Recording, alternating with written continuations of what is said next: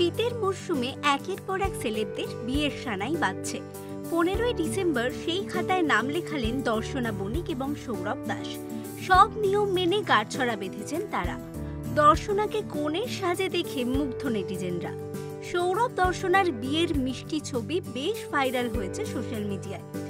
দর্শনা বিয়ের বেনারসি, গাছকৌটো, বিয়ের কার্ড সবই ছিল অভিনবত্ব। রূপোর ওপর সোনালি জল করা কাজ ছিল তার বেনারসিতে।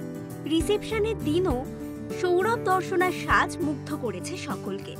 রানী রঙের বেনারসির সঙ্গে ম্যাচিং ব্লাউজ, গা ভর্তি গয়নায় অপরূপা লাগছিল দর্শনাকে।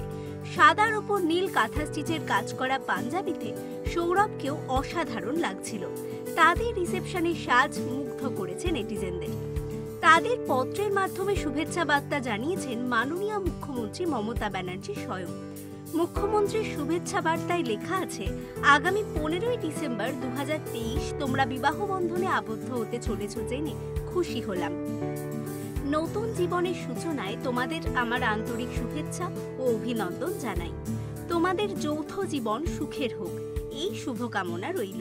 ভালো থেকো। তাদের বিয়েতে উপস্থিত ছিলেন সকলের প্রিয় দাদা সৌরভ গাঙ্গুলি।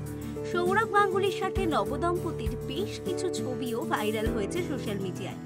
এরকমই আরো ভিডিও পেতে নজর রাখুন আমাদের চ্যানেলে, আর পাশে থাকা বেল আইকনটি ক্লিক করতে ভুলবেন না।